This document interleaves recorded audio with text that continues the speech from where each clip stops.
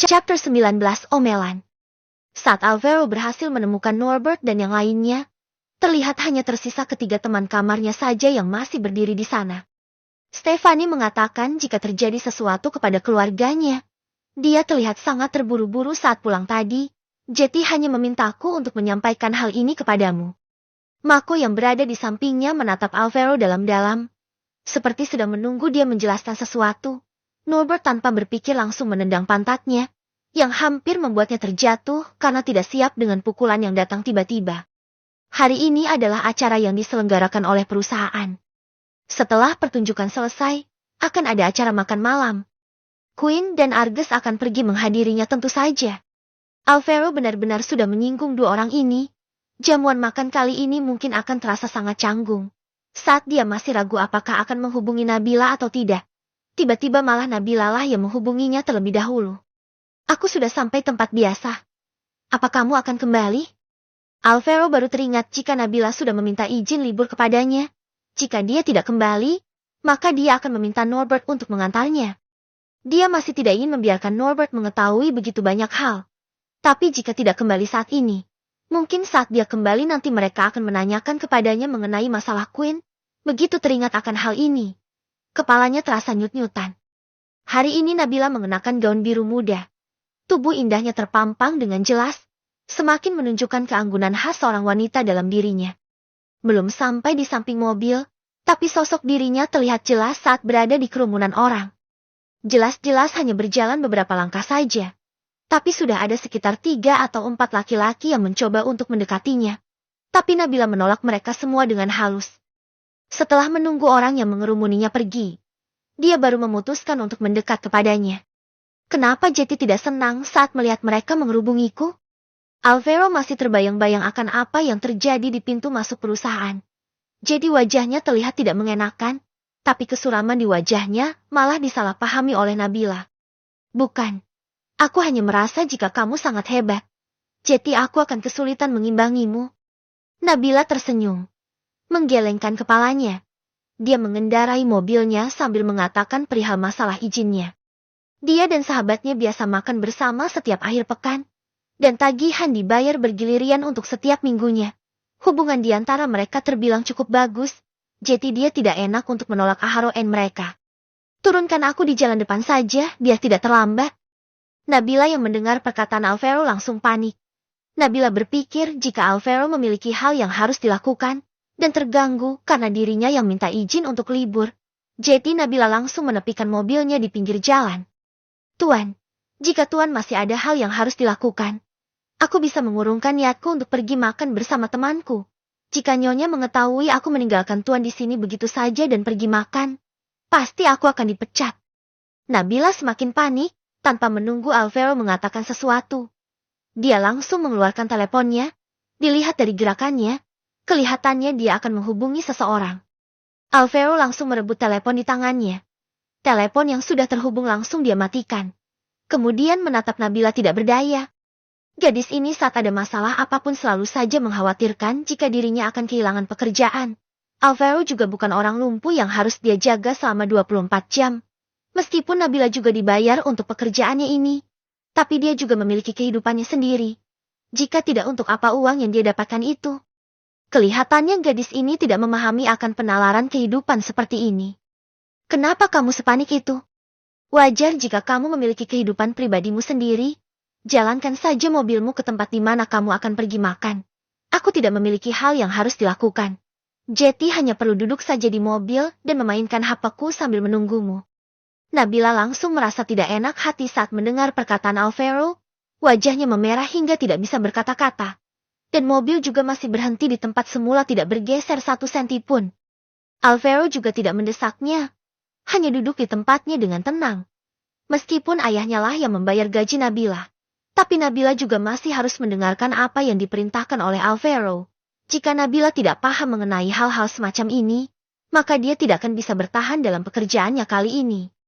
Saat mobil sudah berhenti di depan pintu masuk clubhouse yang Nabila tuju, dia masih ragu-ragu, dan cukup lama baru melangkahkan kakinya turun dari mobil. Tuan, jika ada apa-apa hubungi aku saja. Nanti saat malam aku akan membawamu makan malatang di tempat langgananku. Dijamin rasanya enak. Saat mengatakan ini, Nabila terlihat sangat berbeda dengan dirinya yang biasanya. Saat sedang bekerja, dia terlihat sebagai perempuan yang sangat berwibawa, seperti entah pekerjaan apa yang dibebankan kepadanya. Dia memiliki kepercayaan diri yang kuat untuk bisa merampungkannya. Tapi perkataannya kali ini terlihat seperti layaknya seorang gadis yang sudah melakukan hal luar biasa dan mengharapkan sebuah hadiah. Alvaro menganggukkan kepalanya. Dia menaikkan kaca mobilnya. Jika tidak segera mengusir gadis ini, maka tidak tahu entah berapa lama dia harus menunggunya duduk di dalam mobil. Saat melihat punggung Nabila yang sudah tidak terlihat lagi, Alvaro baru menurunkan setengah kaca mobilnya, menikmati udara malam agar pemikirannya tidak jenuh. Jika tidak nanti dia akan ambruk terlebih dahulu karena pusing kejenuhan di dalam mobil sebelum Nabila kembali. Jangan hanya makan saja, ingat apa yang Direktur Heru perintahkan.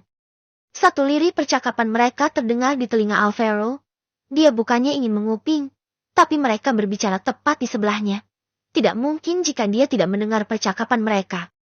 Aku mengerti, entah kenapa Direktur Heru bisa menyukai orang seperti Nabila. Sejak masuk kuliah dulu, dia bahkan sudah mulai mengejarnya. Satu perempuan terlihat menjawab dengan nada kesal tidak sabaran. Saat mendengar nama Nabila, Alvaro langsung mengerutkan keningnya, mulai mendengarkan dengan seksama. Orang hebat seperti Nabila itu sangat wajar jika banyak yang mengejarnya. Saat Alvaro melihat nama tempat yang didatangi oleh Nabila, sepertinya dia sudah pernah mendengarnya dari mulut Norbert dan yang lainnya. Ini adalah satu-satunya clubhouse bintang 5 yang ada di kota ini. Termasuk tempat nongkrong, bermain, dan makan-makan. Pada umumnya, hanya orang kaya dan berkuasa yang datang ke tempat seperti ini.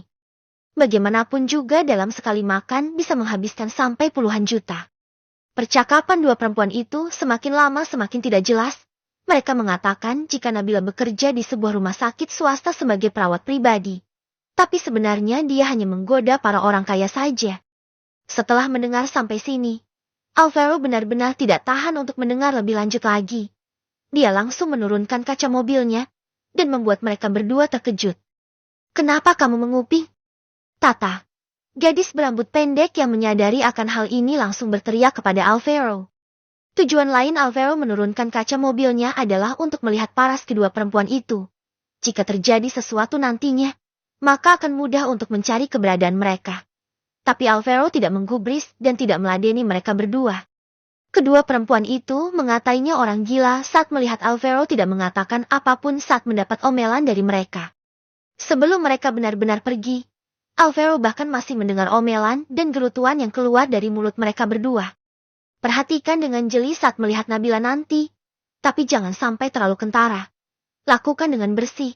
Siapa tahu dia benar-benar memiliki hubungan dengan konglomerat. Jika ingin membalas dendam, pasti kita juga akan kena batunya. Jika sampai terjadi sesuatu, maka mereka berdua tidak akan bisa terlepas dari tanggung jawab itu nantinya. Alvaro melihat jika baterai telepon miliknya hanya tersisa 20% saja. Dia mencari sesuatu di dalam mobil, dan ternyata berhasil menemukan power bank. Setelah itu dia baru bisa tenang saat memainkan telepon di tangannya. Chapter 20 Quality Time. Alvaro masih memainkan telepon di tangannya. Tapi benaknya masih saja terngiang-ngiang perkataan dua gadis yang berbincang di sebelahnya sebelumnya. Quality time apanya? Jelas-jelas itu hanya drama murahan yang sering muncul di drama-drama. Entah kenapa gadis seperti Nabila memiliki orang seperti itu sebagai temannya. Kehidupannya malah berubah menjadi kehidupan yang bisa dikhianati kapan saja tapi masih memperlakukan mereka yang mengkhianatinya dengan baik. Nabila juga sudah termasuk orang miliknya. Meskipun dia mendapatkan bayaran. Tapi bagaimanapun juga dia milik Alvaro karena dia bekerja untuknya. Nabila menjadi miliknya dalam beberapa waktu ini. Bagaimana mungkin Alvaro membiarkannya ditindas oleh orang lain? Tapi ini adalah masalah pribadi Nabila. Alvaro tidak bisa ikut campur walau dia sangat menginginkannya. Hal itu membuatnya ragu-ragu. Tapi detik selanjutnya dia masih tetap menghubungi untuk memperingatkannya. Mengenai masalah ini, semua tergantung kepadanya. Bagaimana dia akan menyelesaikannya nantinya. Nomor yang Anda tuju sedang tidak aktif. Cobalah beberapa saat lagi. Mendengar jawaban seperti itu di dalam telepon, Alvaro langsung mengerutkan keningnya. Karena tuntutan pekerjaan, telepon Nabila harus selalu aktif dalam 24 jam sehari.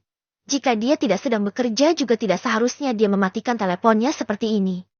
Dia baru saja masuk ke dalam. Tidak mungkin langsung terjadi sesuatu dengannya kan? Alvaro masih duduk di dalam mobil. Semakin memikirkan hal itu semakin membuatnya khawatir. Dia tidak memperdulikan apapun lagi, turun dari mobil dan langsung masuk ke dalam. Hei anak muda, di sini tidak boleh parkir. Baru saja melangkahkan kakinya beberapa langkah. Alvaro sudah dihentikan oleh seorang satpam yang sudah berumur. Jadi dia hanya bisa menghentikan langkah kakinya. Maaf, aku tidak bisa menyetir. Aku berencana memanggil temanku ke dalam. Tunggu beberapa menit saja. Aku akan segera kembali. Satpam itu melambaikan tangannya, mengisyaratkan agar Alvaro cepat pergi. Kemudian dia sendiri berdiri di samping mobil Alvaro, menjaga mobil dengan sikap seakan mobil ini bisa jalan sendiri tanpa ada orang di dalamnya. Alvaro juga hanya bisa mencari Nabila dengan berlari terburu-buru masuk ke dalam, yang pada awalnya dia membutuhkan waktu 5 menit untuk sampai. Kali ini dia hanya menghabiskan waktu 1 menit saja. Saat masuk dia melihat Nabila duduk di pinggir jendela, dan 2 gadis yang dia temui sebelumnya duduk di depannya. Sedangkan di samping Nabila ada seorang laki-laki yang mengenakan kemeja abu-abu dengan kesan santai. Seharusnya dialah yang bernama Direktur Heru yang sebelumnya disebutkan oleh kedua gadis itu. Clubhouse ini sangat terkenal. Hanya mereka orang kayalah yang mampu membayar tagihan di tempat semahal ini. Melihat pakaian branded yang dikenakan di seluruh tubuh laki-laki itu, kelihatannya dia bukan orang biasa. Karena Nabila dan laki-laki itu duduk membelakanginya, jadi Alvaro tidak bisa melihat sosok wajahnya dengan jelas. Tapi terlihat kedua perempuan yang duduk di depan Nabila mengembangkan senyum lebar. Nabila, apa kamu bekerja di rumah sakit swasta? Itu adalah pekerjaan kotor dan melelahkan. Dan aku juga mendengar beberapa rumor miring mengenai rumah sakit itu. Tata menghentikan perkataannya sampai sini. Kemudian melihat laki-laki di depannya. Melanjutkan perkataannya dengan nada lirih sedikit berbisik. Gaji dari rumah sakit swasta mungkin jauh lebih tinggi daripada rumah sakit yang lainnya. Tapi mereka merawat orang-orang tidak jelas. Meskipun mereka memiliki uang yang sangat banyak. Tapi mereka sering menyentuh perawat yang bekerja di sana. Nabila, bagaimanapun kamu adalah gadis impian kampus kita. Kamu pasti menerima banyak perlakuan seperti itu dari mereka kan? Alvaro yang melihat perbincangan mereka begitu mengasyikkan tidak berencana untuk mengganggu. Dia hanya duduk memesan meja sendiri memperhatikan mereka dari kejauhan. Dia tidak bisa mendengarkan perkataan mereka. Tapi tatapan matanya tertuju pada sosok dirinya di dalam pantulan kaca di depannya. Apakah dia sudah melakukan pergerakan? Aku tidak tahu apakah aku bisa memperhatikannya dengan jelas dari sini. Mengenai pekerjaan itu, saat Alvaro dirawat di rumah sakit, tubuhnya terdapat tanah dan darah. Seharusnya masih baik-baik saja, tidak terbilang kotor. Ditambah lagi, rumah sakit swasta milik keluarga Shen juga bukan sembarang orang kaya bisa dirawat di sana. Jika kekayaan mereka tidak mencapai ratusan miliar, atau karena keluarga Shenlah menyebabkan masalah dan mengharuskan mereka untuk mendapatkan perawatan. Mungkin mereka bahkan tidak akan bisa masuk walau hanya melewati pintu masuk saja. Tidak seperti itu. Pekerjaan itu lumayan menyenangkan. Tidak ada hal seperti apa yang kalian katakan. Nabila merasa sedikit tidak nyaman saat mendengar perkataan mereka. Tapi dia menjawab dengan perkataan sangat halus. Karena tidak ingin membahas lebih lanjut mengenai masalah seperti ini. Tata sepertinya memiliki dendam kesumat saja kepada Nabila. Jelas-jelas tahu jika Nabila tidak ingin membahasnya lebih lanjut lagi. Dia malah semakin ingin membahasnya. Tapi pasien yang berobat di sana semua memiliki kekuasaan dan kekayaan yang melimpahkan. Nabila, apa kamu tidak mendapatkan pacar di sana? Salah satu gadis yang lainnya juga turut menimpali. Tidak mau kalah. Nabila menyibakkan rambutnya yang sedikit menutupi wajahnya. Menggelengkan kepala. Tangannya meraih gelas minuman miliknya. Aku sekarang hanya ingin bekerja. Tidak tertarik sama yang namanya pacaran atau apalah itu. Listi yang mendengar jawaban ini langsung menatap laki-laki di depannya. Tersenyum tipis. Direktur Heru, dengar-dengar kamu dan ayahmu pergi ke luar negeri lagi, dan ayahmu menyerahkan 2 perusahaan di dekat kampus kepadamu kan? Direktur Heru sepertinya sangat senang saat Listi membahas masalah ini. Punggung yang sebelumnya sedikit membungkuk sekarang langsung menegak dan penuh percaya diri. Dia tidak melepaskan kesempatan untuk tetap menatap Nabila sedetik pun. Sedari awal tatapannya terjatuh pada sosok Nabila saja. Iya benar, kedua perusahaan itu sudah berada dalam kendaliku. Nabila, jika kamu tidak keberatan, kamu bisa bekerja di tempatku. Mengenai gaji kamu saja yang tentukan. Pasti jauh lebih baik dibandingkan bekerja di rumah sakit swasta itu kan? Laki-laki itu menatapnya tanpa bergeming. Menunggu hingga Nabila metelahkan gelas di tangannya, dia baru menilai tubuh Nabila. Sekarang Nabila sudah ingin pergi meninggalkan mereka rasanya. Pada awalnya hanya ingin quality time bersama sahabatnya. Tapi tidak tahu kenapa tiba-tiba Heru bisa muncul di tempat ini. Saat kuliah, Heru berusaha sangat keras untuk mengejarnya. Tapi sebenarnya Nabila tidak pernah memiliki pembicaraan yang berarti dengannya. Iya benar. Nabila, lihatlah kalian sangat serasi. Jika bisa melanjutkan hubungan yang pernah terjalin selama kuliah pasti akan sangat bagus. Setelah mengatakan itu dia kembali meminta pelayan untuk mengantarkan anggur merah kemari, dan menuangkannya di gelas Nabila. Nabila, waktu kuliah dulu kamu memang sangat berbakat. Tapi siapa tahu jika kamu sekarang malah bekerja di rumah sakit swasta sebagai perawat pribadi. Entah berapa banyak laki-laki yang patah hati jika mengetahui akan hal ini. Iya benar, Direktur Heru sudah mengatur pekerjaan untukmu. Jadi setidaknya kamu harus mempertimbangkannya kan? Mari bersulang sebagai ucapan terima kasih kepadanya. Nabila tidak begitu menyukai minuman beralkohol. Kedua sahabatnya tahu jelas akan hal ini. Tapi mereka malah berusaha keras untuk mendorongnya lebih dekat lagi dengan Heru. Jika Nabila tidak menyadari ada yang tidak beres mengenai pembicaraan ini, maka sia-sia saja perjamuan makan dan quality time yang dia lakukan dengan sahabatnya selama ini. Melihat gelas anggur di atas meja, dan juga tatapan ketiga orang di depannya yang terlihat sangat ambigu, Nabila langsung menunjukkan rona tidak senang di wajahnya. Pekerjaanku saat ini baik-baik saja. Hanya saja waktu luang yang aku miliki tidak terlalu banyak. Aku masih ada pekerjaan, maaf aku harus pergi terlebih dahulu. Setelah mengatakan itu dia melangkahkan beranjak dari kursinya dan berniat melangkahkan kakinya keluar. Listi yang melihat itu langsung beranjak dari kursi yang dia duduki, menghadang di depan jalan Nabila. Nabila, kita hanya ingin membantumu saja. Dengan pertemanan kita selama ini, kamu secara tidak langsung sudah melukai kita. Heru juga terlihat sedikit kesal. Bagaimanapun juga kita itu teman lama. Jadi aku berniat untuk membantumu. Mengenai masalah keluarga kalian, apa mereka masih mengandalkan kamu yang seorang perempuan untuk menyelesaikannya? Nabila menatap Heru penuh kebingungan. Kamu tahu dari mana? Heru memegang gelas minuman di tangannya. Saat dia akan mengatakan sesuatu, tiba-tiba terlihat seorang laki-laki menggenggam pergelangan tangan Nabila.